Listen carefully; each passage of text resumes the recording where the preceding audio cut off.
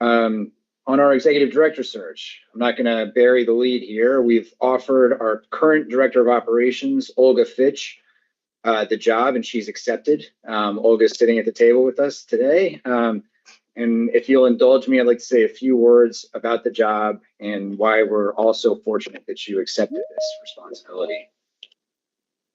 So the director of the CCB, to me, is one of the most complicated executive level jobs in state government. You know, being a good manager and all that's required around interpersonal skills and budgeting and organizational charts, hiring, being accountable to the public and the legislature, that's just the table stakes. This job requires that you also oversee every aspect of this evolving industry, and it's nearly, or I guess, 500 plus individual businesses. Each year, the legislature has added more responsibility to this agency. There's been new classes of licenses that have been created. They created a social equity program in 2021. They shifted the administration of industrial hemp from the Agency of Agriculture to us, and they gave us authority to regulate all synthetic hemp-derived cannabinoids. And there are also plenty of challenges ahead. We need to deal with market saturation and find ways to help smooth these post-harvest supply shocks. We need to build our state reference lab, integrate a propagator license, and roll out the next phase of our IT infrastructure. We certainly need to prepare for things like direct-to-consumer sales and special events, consumption lounges, and eventual interstate commerce. Olga is exceptionally well qualified to meet these challenges. More than anyone I've ever met, she's self-reflective, fiercely efficient, and strives for continuous improvement from herself and everyone she works with. Olga came to the CCB from the private sector, where she managed major divisions of some very successful organizations. As our director of operations, we've benefited tremendously from her leadership, her project management, and her professionalism. And I don't mean to embarrass you, but when Bryn told me that she was being recruited to run the Office of Legislative Counsel, I sat down and wrote a list of all the people I thought might be able to handle this enormous responsibility, and your name was right at the top. After an extensive search that included about 25 highly qualified applicants, your name was still right at the top, and you were unanimously supported by the board and Bryn. And honestly, you've already been doing an amazing job at this. So I know it wasn't an easy decision for you to accept this role. You would be an excellent candidate for any top tier position in the state. And most of them are a lot less stressful than this one. So we're grateful that you did accept, and especially, at this critical point in the industry. So thank you, Olga. Thank you. That was a lot. Yeah. Wonderful words. I really appreciate that. Yeah. Thank you, Olga. Just echo everything that Chair Pepper said. I think your skill set and where we are with this iteration kind of fits very, very perfectly as we look to improve processes and carry this industry forward. Thank you for accepting. Yeah, it was a lot, but you have earned all of that praise already. Thank you, Julie. Thank you, Kyle. And thank you, Pepper. I'm thrilled. All right. And while we're introducing people, I'd also like to officially welcome our new data manager, Liz Love, to the CCB. Liz, you don't have to put yourself on camera if you don't want to. But Liz is a force of nature who burst into all of our lives like a cannonball and has been running laps around us ever since. She spent the past few weeks cleaning up our internal data sets and mapping out some projects for the summer and fall. We know that everybody has been clamoring for more data and analytics about this market, and so we're really excited to have her join the team. And there she is. Thanks, Liz. H612, so there's a miscellaneous cannabis bill that passed both chambers of the legislature earlier this year. It makes about 20 distinct changes to the cannabis laws. At this point, we don't know whether it will be approved by the governor. So I'm going to wait for a future meeting before we walk through it.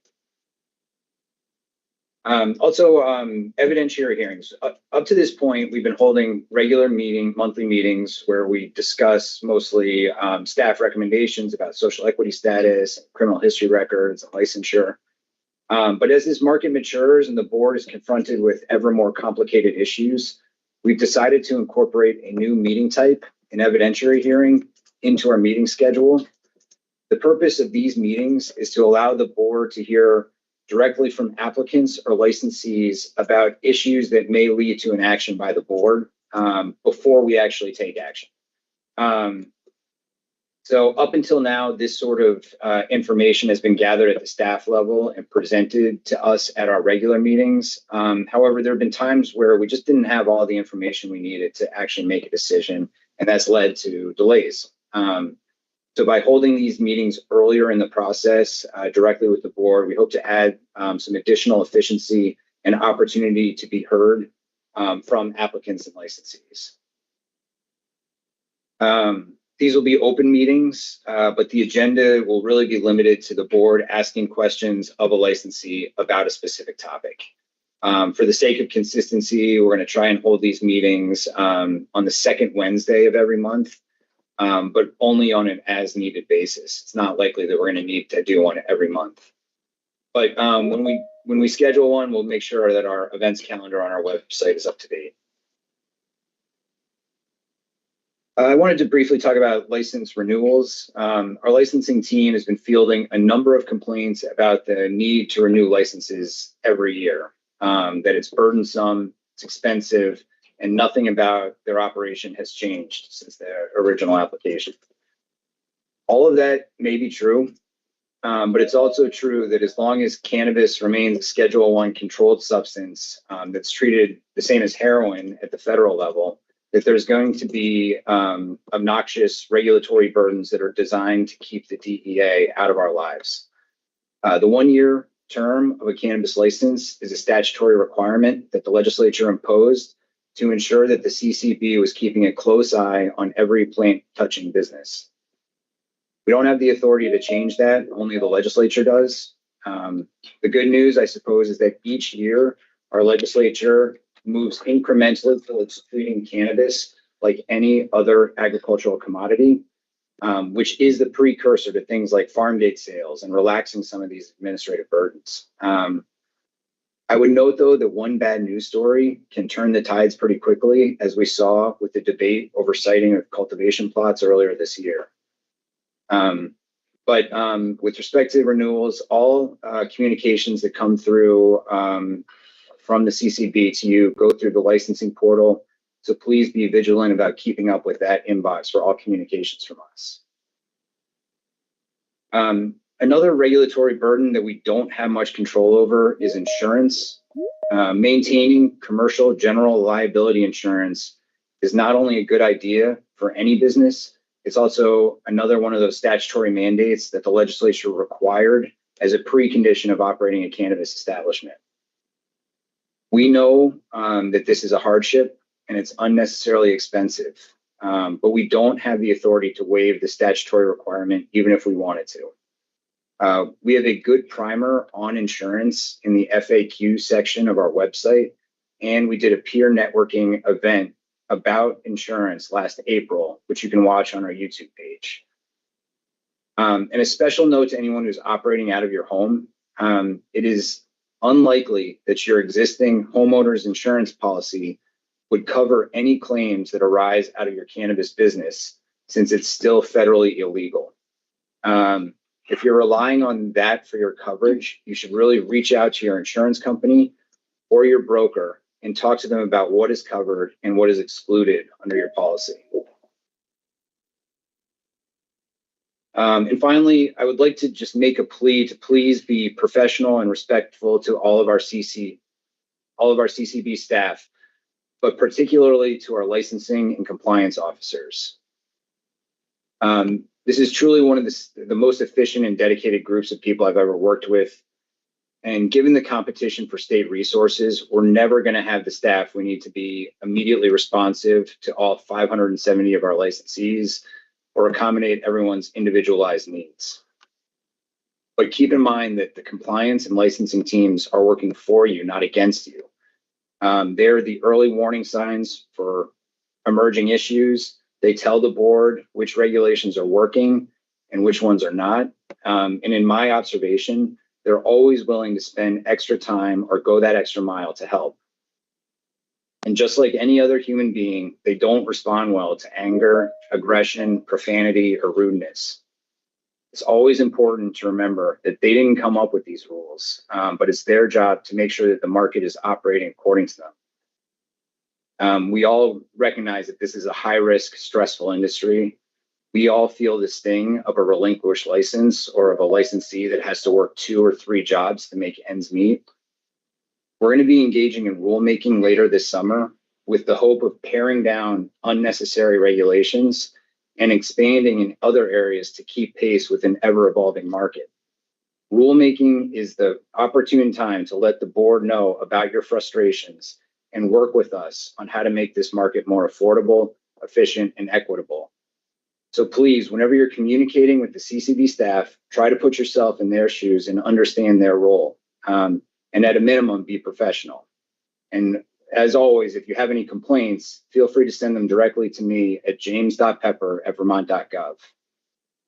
And you can send them my way as well. And I'm sure Julie would echo the same sentiment. I think it's extremely disappointing that that message even has to be said 3 years into working at the CCB.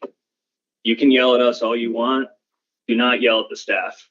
Why you think that's going to get you what you want is beyond me. Yeah. Other than that, we need to just approve the minutes from our last meeting on April 24th, 2024. So moved. Seconded. All in favor? Aye. Aye. All right. Next, public comment. Again, for those that didn't join us last month, we moved the public comment window up in the agenda. The thinking here is that public comment is meant to give members of the public an opportunity to kind of review our agendas and weigh in on issues before we take action on them. So we thought it would be more appropriate to move this up in the agenda to achieve that end. And as always, if anyone misses this window and would like to comment, there is a big button about halfway down our homepage that takes you to a public comment submission form. And just as a reminder, those can be submitted anonymously, and they're compiled and sent directly to our inboxes. So that's a good way to kind of talk to us as well. But we will handle public comment the same way we always do. For those who joined via the link, please just raise your virtual hand. We'll call on you in the rough order that you raised your hand, and then we'll move to people that joined via phone. So Patrick, can you help me with the order?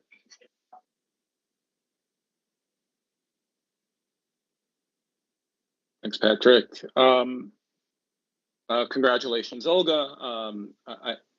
Before I get to the main comment, I will say, there's a lot of frustration, I think, in the industry. I hear it from my clients. I see some of it myself with some of the processes, and what is being perceived as a lack of consistency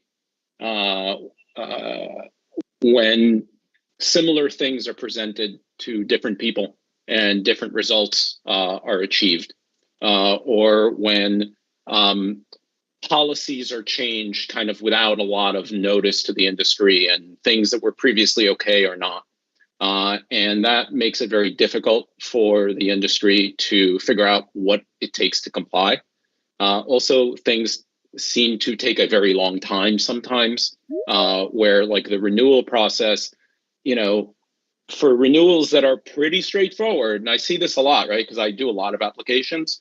Sometimes renewals can take 5-6 months, and it doesn't really make any sense because there's no issues.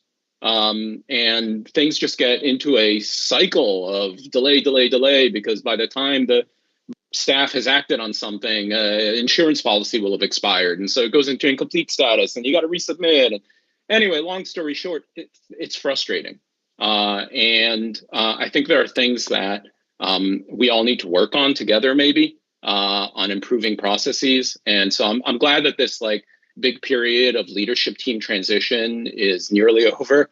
I realize there may be some more, but there's a lot of work that needs to be done.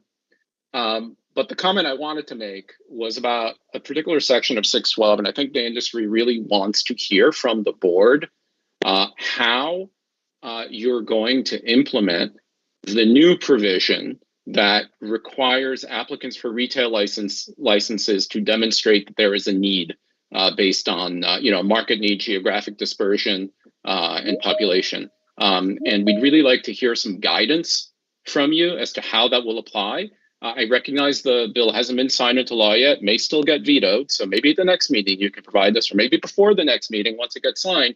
But it does go into effect immediately, that provision. And we'd like to understand how that impacts existing license applications in progress, as well as future ones going forward, and what it is that you're going to look for in proving that there is a need for additional retail in a particular location.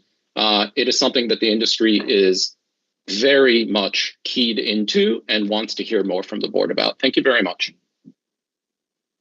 Thanks, Dave.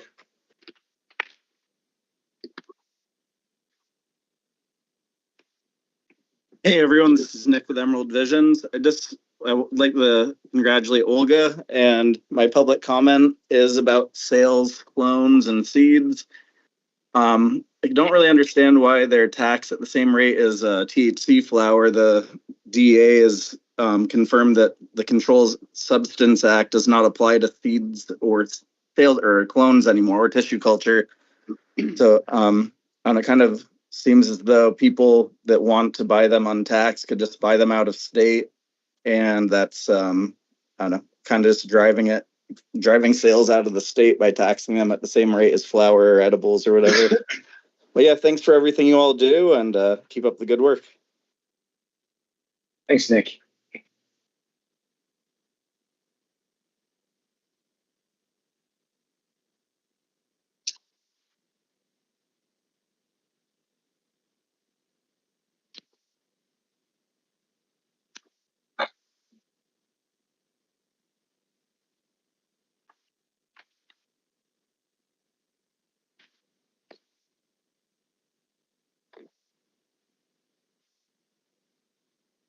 Hi, yes, my comment was towards like renewals and processes with the CCB.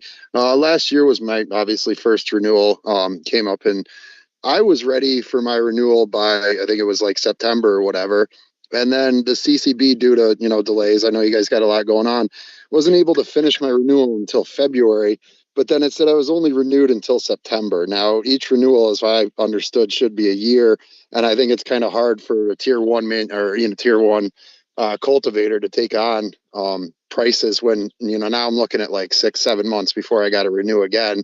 Under no fault of my own, I provided all the information and stuff. It was just, things are busy and things got delayed. But I think that's an unnecessary and unfair burden to a lot of the small cultivators that when we got renewed, it wasn't actually for a year, and that was no fault of our own. So I would like to see that kind of addressed, or something be done about that, because now we're coming into the 2-year renewal, which I have 2 other non-active members that have, 1 or 2% owned in the business, that I'm going to have to pay another couple of $100 for their background checks coming up. So I think there's something that needs to be addressed there, and whether it's changed for this year because you guys were kind of rocky on the first year of things and are getting a better handle on it, but I think that needs to be addressed. Thank you. Yeah, thank you. And I think our licensing team will be in touch. Yeah, thank you.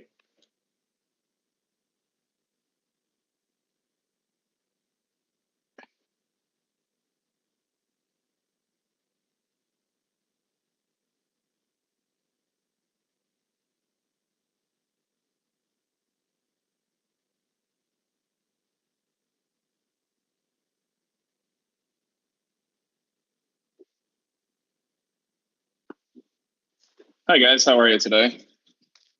My name is Robert Grimm, co-founder of Tonic and also Foam Brewers Brewery. And I wanted to start off by thanking everyone for their hard work and providing an open forum for a discussion like this. It's really appreciated. And with that being said, I would like to touch on a few issues that have affected us as a business. And I won't get into the weeds on it, but it is something that I would like to have an opportunity to discuss further if possible. There are 3 main points that I would like to hit on today. The first point is something that we've been kind of milling through recently within the past 2 or 3 weeks, which is a coffee that we had brewed and planned on selling into the market. And during the product registration, we were told that it was sent to the product safety committee, at which point we are still waiting on a decision on that, I believe. But it's based on the caffeine content. And the short of it all is that it's a naturally occurring caffeine. It's not an additive. And as far as I can see, there's no rule against naturally occurring caffeine in edibles or subcategory of beverages. So that would be the first point that I would like to discuss more.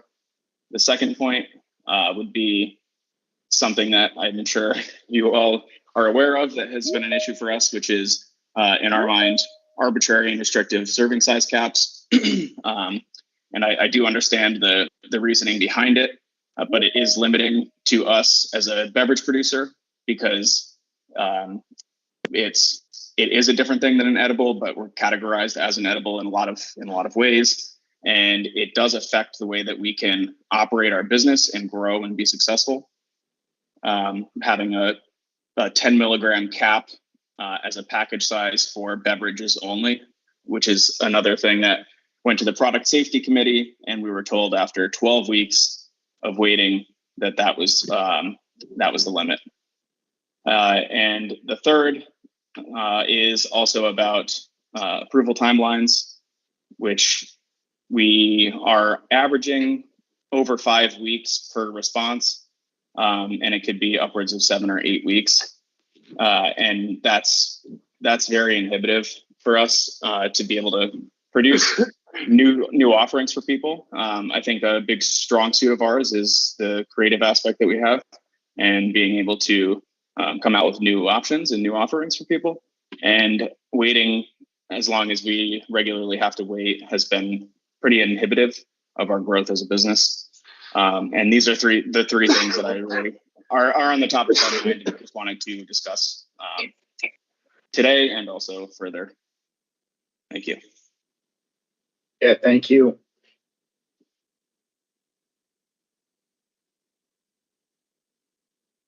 Thank you very much. But I guess just bigger picture, thinking about Nick's comments on genetics and how the registration and now I think with hemp-derived THC, I do think we run a risk in the next few years here of creating new illicit markets just by virtue of a little too much greed in trying to not only with the tax rate, which again, I know this is not the CCB purview, this is for the comment, this is for the public.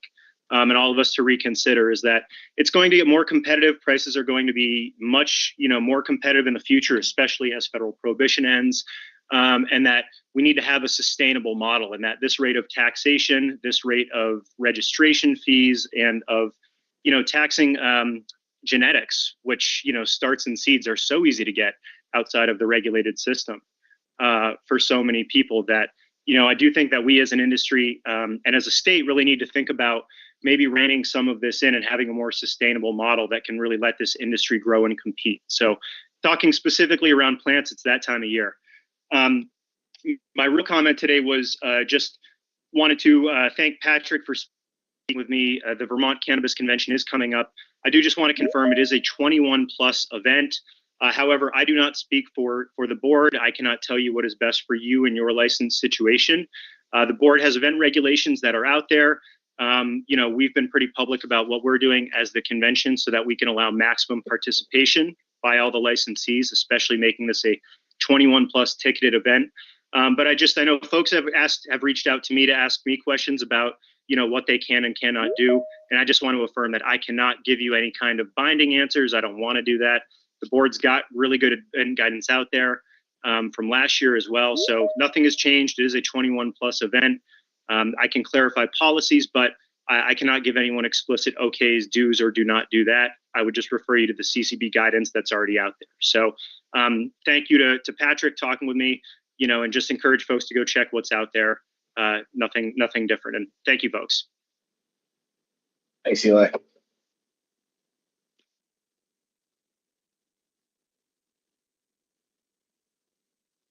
Yeah, hi, can you hear me now?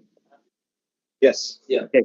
Yeah, I just want to retouch on what Nick said. The feds have already ruled that seeds and clones are not, that do not contain THC are not cannabis. So I don't know why we're trying to charge taxes on it. We're just going to force people into out-of-state purchasing. Another item that was brought up to me was that we're only allowed to sell Vermont-based seeds. I mean, that's absolutely absurd, as in there's only one or two companies doing that. So you're monopolizing that. But, everybody in the state grows from genetics out of this state. Like, it doesn't come from here. And I just don't understand the thought process on that. And like I said, it's just going to push people into the other market. But yeah, thank you for everything you guys do. And that's it. Thanks, Shane.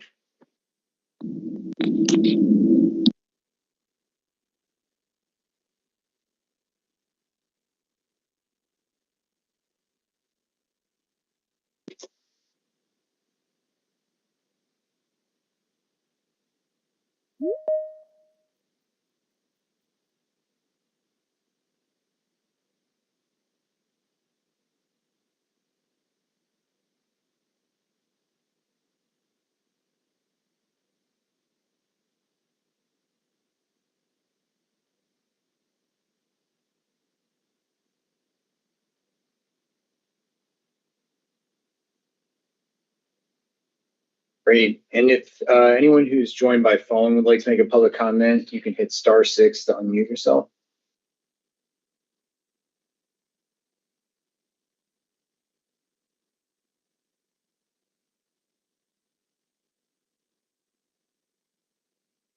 All right.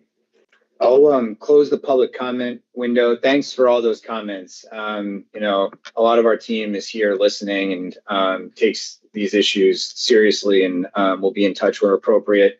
I think next year in the legislature is actually going to be a big year to reevaluate at least the fees, and we'll do what we can to incorporate the tax conversation into that, because I do agree that things like tax rates really affect people's decision-making process. And, we were given a mission to try and incorporate the illicit market into a regulated space. And that's not just operators, that's consumers as well. And if they have to pay a 20% premium for things that they can get either through the mail or from out of state or from the illicit market, it's not really kind of in line with what our mission is. So I think that those conversations will be happening next year at the legislature. All right. This is the last of, or I guess next month is the last of our regular meeting schedule that we adopted in December. So we need to do a new one. I know that we kind of spoke internally about just keeping it the same for the next couple months, which is just the last Wednesday of the month, 1 p.m., with the exception of, I think, November and December. Those fall either on or close to Thanksgiving and Christmas. So we're going to move those to the third Monday of the month at Wednesday. Third Wednesday of the month at 1 p.m. I don't think we need to kind of name them off unless you have them. They'll be listed online. Okay, sure. And then we'll just update our event calendar. But is there a motion to approve that event, that kind of regular meeting schedule that I just described? So moved. Seconded. All in favor? Aye. Aye. Aye. Okay. Olga, it's time for our executive director report. Yes, it is. Let me.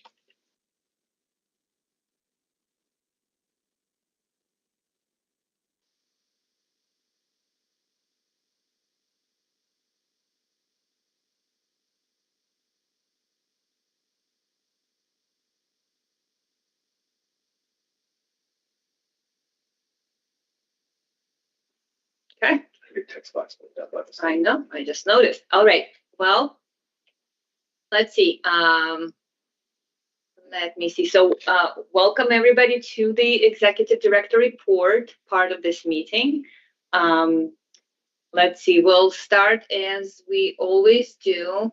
Get my back with our slide on the public engagement. This is a summary of our educational and outreach initiatives. A quick reminder to everybody here that we host our monthly networking events for all of our licensees as well as prospective cannabis establishment licensees. We advertise these events in our weekly newsletters. So please make sure to sign up for our weekly email blasts that Patrick manages. If you have not done so, and if you would like to stay abreast of any new initiatives and general updates, that's the best way to get informed. But back to the public engagements more specifically, the goal of this event is to allow everybody in the community to connect and to learn from the board as well as from the industry professionals on a variety of topics. On May 15th, we had our fire safety in the workplace peer networking event. We had our partners from the Division of Fire Safety in the house delivering presentation. If you missed that, you can find the recording from that day and that event on our YouTube channel. Next, as you could see, is our Propagator License Networking event. As all of you probably know, later this summer, we'll begin issuing our newest license type, the Propagator license. And so this upcoming seminar will give you some helpful guidance on what to expect as we roll out the application process. So stay tuned for that. June 19th is the date. Moving on, we'll dig into our adult use program licensing data as we always do. And as you can see, the data is current as of the 23rd of May, so a few days back from yesterday, or from today. Okay, the first slide, that's a snapshot of all of our active licenses. This includes renewals as well. 570 is our current number of active licenses. That represents an increase when compared to the last month's number, which was 556. So we are showing an overall gain of 14 licenses month to month. Yep. And here, we'll take a closer look at the active licenses based on the priority status. Similar to what we saw last month, there is a slight decrease in the number of standard licensees, down from 64% to 62%. And you can see here we have both raw data and percentages. So if you look at standard, it's 355 licenses, which translates into 62%. In terms of the economic empowerment and social equity, we saw a little bump. Each went up by 1 percentage point month over month. Moving on. The next slide is a snapshot of all of our active cultivator licenses, again, including renewals. These numbers have remained relatively stable with only slight fluctuations. We saw a slight increase in indoor and outdoor licenses, up by 6 and 8 respectively. So you can see it here. We went up to 132 for indoor and 156 for outdoor total. And our mixed licensee category decreased slightly from 120 to 116 this month. Overall, though, the number of our cultivators has increased by 10, going up from 394 to 404. Yeah, so the numbers shift slightly, but generally tracking closely to the previous months. Great. And here is a quick chart. As we look at the manufacturer licenses, total 78, and the majority of the licensees are tier 2, as they have been. Okay. Now, sort of shifting gears slightly and focusing on the priority status a bit more. So here we're digging into the priority status of our cultivator licensees specifically. So this chart presents information across all types and tiers by priority status, shown in percentages. So summary of all of our cultivators. Again, bright orange is our standard category, blue is social equity, and economic empowerment is light green. That's the breakdown. And we have a few slides on cultivators, so we'll look even closer at this data. So here, right, so so the previous slide was more of a bird's eye view on our cultivator licensees. And here we'll look at them, at the licenses at a more granular level by breaking down the data by priority status, type, and tier. So again, this is raw data on all cultivator license types and tiers, and a breakdown of standard, economic empowerment, and social equity within each category. So you could quickly review our indoor group first, then the outdoor subset of data, and mixed. That's great. Good, Yeah. that's good. Thanks. All right. And there is even more on the cultivation.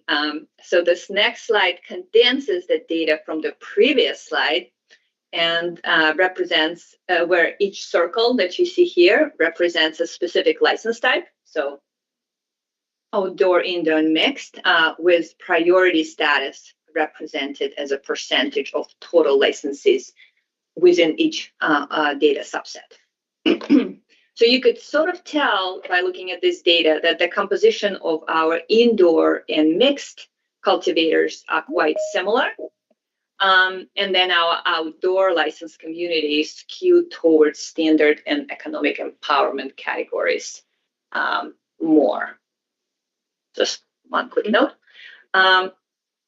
So there is this chart. And I think that is all on cultivator licenses. So next we'll look at our manufacturer licenses by priority status.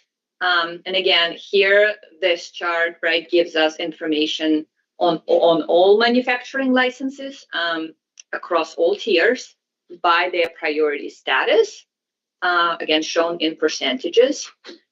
I look back at the last month's numbers, and they're very similar, with a slight decrease in standard licensees. So last month we had 65%, now it's 62%. And we saw a small increase in social equity licensees, up to 16 from 12% last month. But again, no major shifts in the numbers months over months here either. And again, on a more granular level, again, we can take a look at the manufacturer licenses here. So again, it's raw data for all manufacturer license tiers. And we break it down further into our standard economic empowerment and social equity licenses within each tier.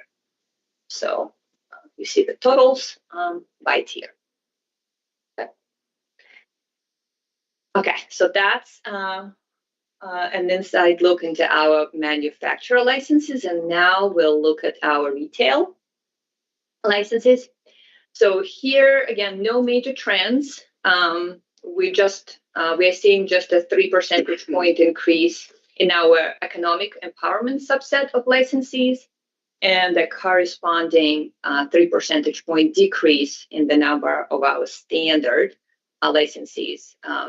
If we look back and compare with the data from last month, our social equity number remained the same at 16%. And just a bit sort of to wrap it up, this slide again, has raw data, and it has raw data for retail as well as raw data points for other licenses, the integrated wholesale and testing labs. So we combine them on this slide.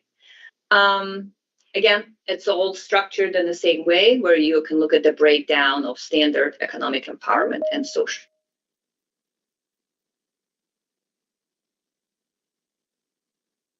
Oh, that's great. That's good. Okay. So that's it on this. And now we'll take on the next slide, we'll switch gears again and take a quick look at license relinquishments. Again, this slide shows this by priority status, and this data represents all of our relinquishments since the outset. So in the last months, the total number of relinquishment has grown from 64 to 76. So we had 12 additional relinquishments since our last board meeting presentation. The total number that you gave at the beginning, does that include is it before or after the relinquishment? Oh, it is after the relinquishments. Yes. Those are actual. Yep. Okay. Good. All right. Next, renewals. That's our next category of slides. So this first slide looks at the proportion of renewals in which our cultivators and or manufacturers are changing something about their license. So this could be tier, this could be type of cultivation that they are doing, or both. The percentages here staying relatively stable when looking at the last month's data. With just a slight increase in the no change, we went up from 84 to 85%, and a slight decrease in the changes in both tier and type changes. We went down from 2 to 1%. Again, no significant changes here in terms of the renewals. And to support the previous slide, again, we here on this slide, we'll look closer at the license type changes. And the proportions are identical to what we saw in April. Again, no change here. Again, this data here, though, applies just to our cultivators, making a note. But again, no change. And I think I have one more slide on renewals. Here we'll take a closer look at the tier changes. This applies to both cultivators and manufacturers, and this chart gives us insight into businesses that are either growing or getting smaller. We had a small change in both categories in this last month, where we had one of the renewals that increased their tier, and another one has decreased their tier. So that's about it. All right. Actually, now we have a little more detail again, still staying with the renewals here, and we'll take a closer look at the tier and type changes for our cultivator community. You might have seen this slide before. There's a lot of information here, but what we are focusing on is that the blue arrow here indicates a shift to a larger tier.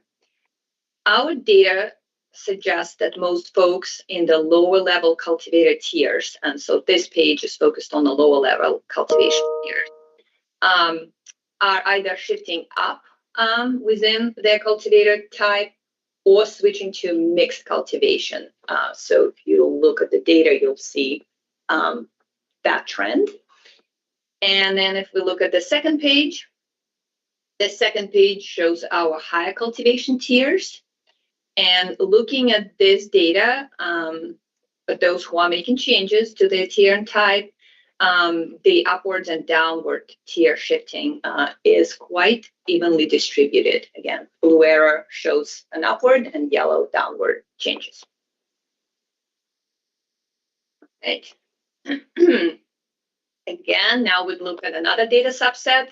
This is, we'll focus now on the licensed canopy capacity, square footage. So the total amount of licensed canopy is 968,000 square feet if you combine indoor and outdoor. And as the data here shows, indoor licensed canopy has increased by 15,500 square feet.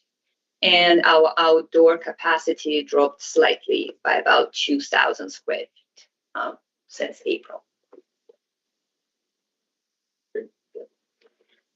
And now looking at our data on licensed canopy capacity versus utilization, the numbers are based on what our compliance team collects in terms of the basis for sharing this information with you, putting it in the slide.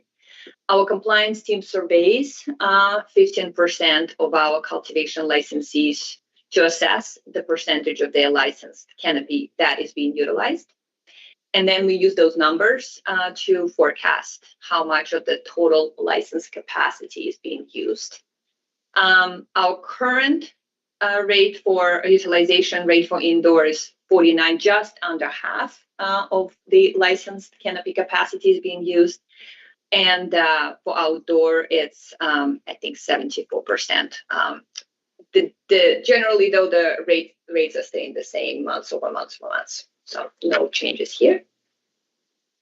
So that's this. And now we are moving on to the retail locations and areas of density. We have a new slide here. In terms of things to point out, for May, Montpelier and Burlington each have one additional application in the licensing queue. And we've also added a nice map to this slide for visual reference. And as shown here, the larger the green circle, the higher the concentration of retails in that area. So that gives a little visual component. Places with a single location just aren't listed there. Well, I Other think than Barry, that has one in the queue. in a queue, yeah. I'm not sure if all of them made it. I think it's two or more, yeah. made it on this. Yeah.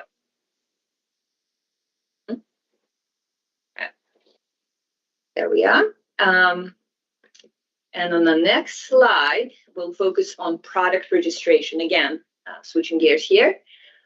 Here, we're going to compare charts from 2023 and 2024, showing the products currently available on the market versus what was available the same time last year.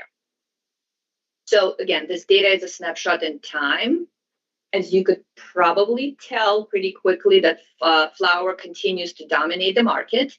But its percentage has decreased from 74 to 67, as we see it now. The extract category is growing the most, and other categories remain relatively consistent with last year's proportions.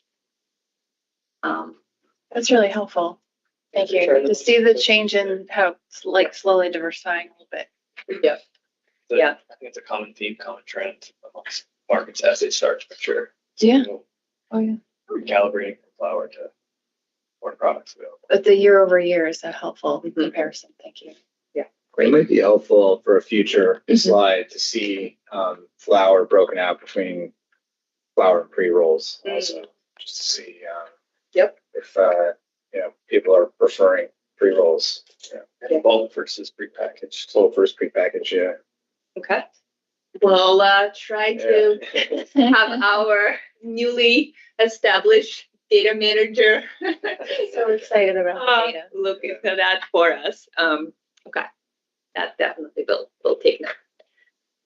Okay, so that is what we got for product registration information. And next slide is the current picture of our pre-qualification applications. We've received a total of 139 pre-qualification applications so far. That's up from 133 last month, so we've gained a few. This chart just shows a breakdown of their status in the pre-qualification process. Again, snapshot in time. you could see that the largest subset of our pre-qualification applicants, 62, had been approved. So our team is working hard going through this applications. And I think that wraps it up for the licensing data, and we are ready to dig a little bit further into our compliance data. Can I just ask Yes. one question on the pre-qual? Maybe we talked about this at a previous meeting, but when somebody's complete, like, is it a faster process now from the time that someone's completed their application to the time to approved? Because I know that was one of the reasons we wanted to do the pre-qualification, so that there wouldn't be so many like incomplete or going back and forth sort of thing. You may not have that data, but that'd be. Yes, we'll try to look. Yeah, I think our team is going to hopefully come up with several slides for the next board meeting, additional slides, and pre-qualification as well as product registration are on the list. I know that we have seen an improvement in the way that the process works for our licensees and internally, but in terms of hard data, I don't have it yet. Cool. I certainly think it helps with the expectations game as well. Okay. You know, like people get a preview of what the process is going to look Yeah. like before, instead of just going through it blindly. Yep. We'll get some data for sure. All right. Good. Great. Ready to go. Okay. So the data here is as of May 24th. So let's look at that.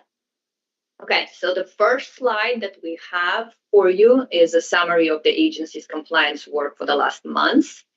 Our field agents conducted a total of 109 regular inspections and are currently managing 16 investigations. This chart details the specific types of licensees involved in these inspections and investigations. Again, it skews heavily to cultivator, manufacturer, and retail, as those are our largest subsets of licensees, not surprisingly. Let's see, on the next slide, we can see a bit of a further breakdown into the field team's activities over the course of the month. These include processing 19 new complaints, holding one pre-hearing conference, issuing one notice of violation, and observing 5 product destructions. In addition, our compliance director has also made 2 referrals to the Department of Liquor and Lottery. What's the size of our compliance team now? I'm trying to count everybody in my head, but Yes, 6 field agents and director, and we are working on adding to the team as we speak. And I have one more chart here for you.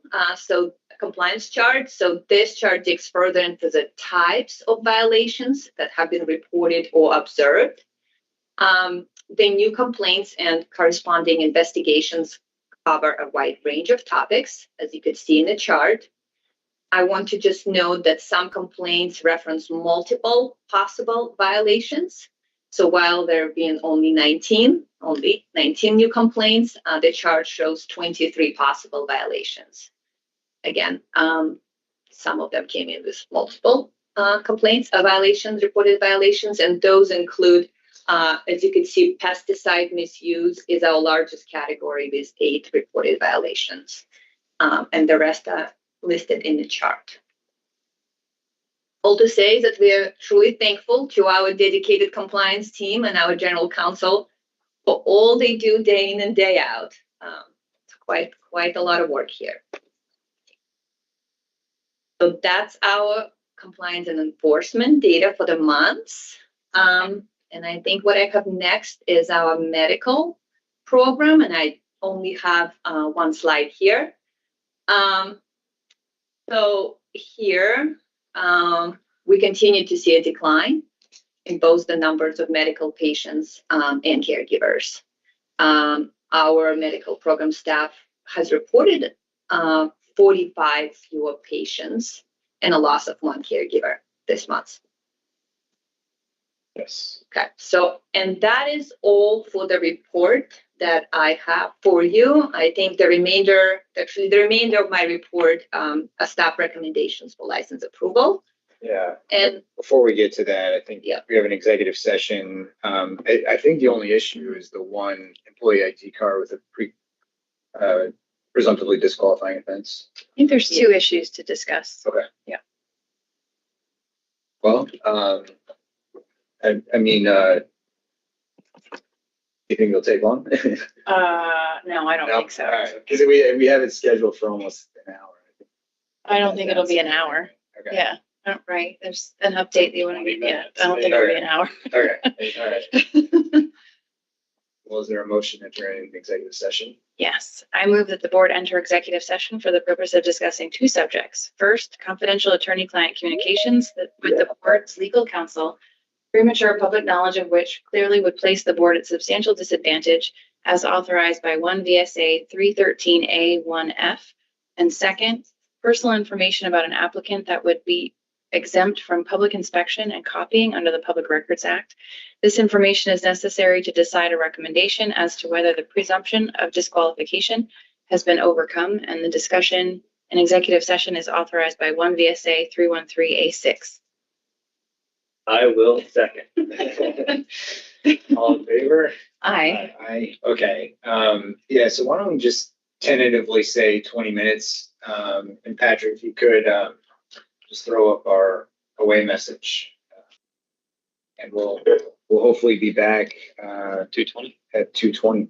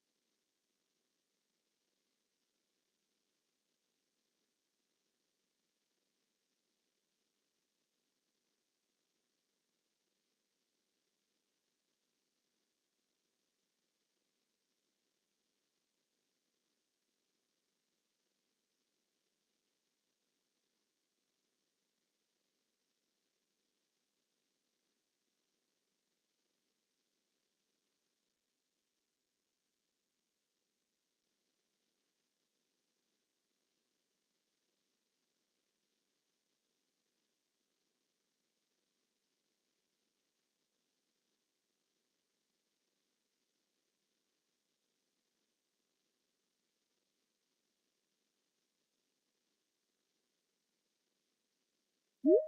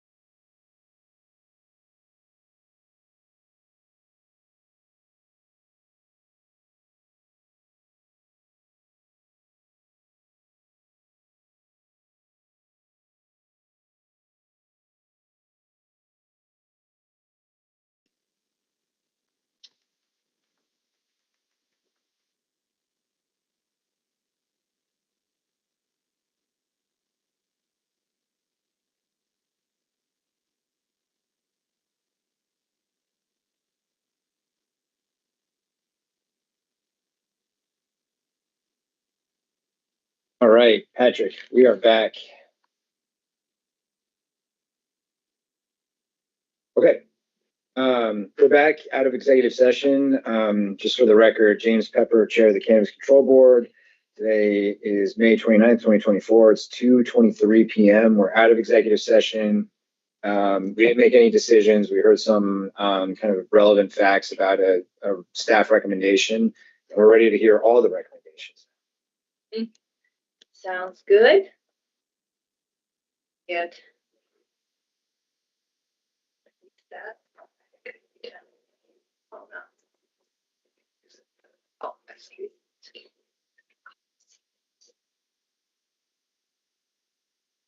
Thank you, Kyle. I think I need to.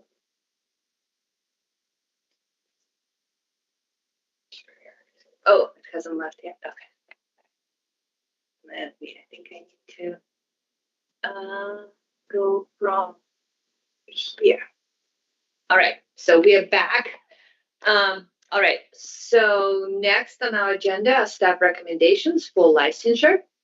As always, we will begin with listing our staff recommendations for initial licenses, followed by a list of our license renewals. We do have a long list today. We have 22 initial and 44 renewals to present to you all. So I'll go. Okay, so this is the first slide, and those are our new applicants. I'll just click through our slides slowly. And as you are looking at the information, just a quick reminder, we will post this executive director report on our website before the end of the day today, so you could take a closer look at that information. So again, we have that's slide number 1, and this is a second slide again. Those are initial licenses that are recommended.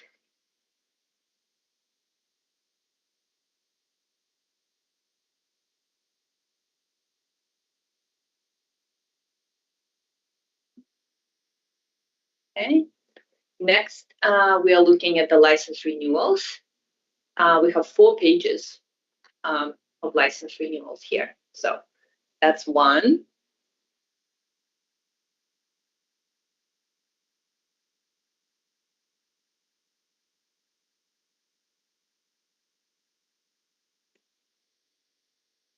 then go to the next slide here. That's the second page of the renewals.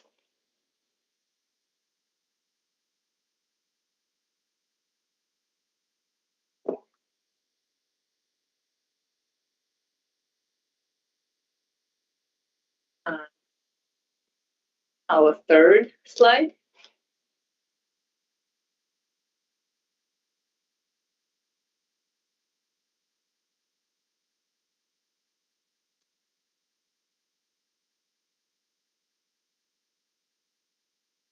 Okay. And that's our final slide of recommendations.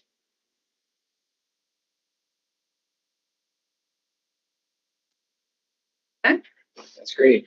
And just to reiterate something as you just said, I do know we have two people that joined by phone. I don't know if they're joined by video as well, but this will be posted on our website by the end of the day. So anyone who didn't get a chance to read through that all, can find that on our website. All right. Any questions for Olga? Nope. All right. Well, is there a motion to approve the recommendations by staff? I move that the board accept each recommendation as presented by staff to us in this meeting. Second. All in favor? Aye. Aye. Great. All right. Well, because we've moved our public comments section, we can adjourn the meeting. Thank you very much, Olga. Thanks, Gabe. Thanks to the entire team. Everybody. Congrats, everybody. Thank you.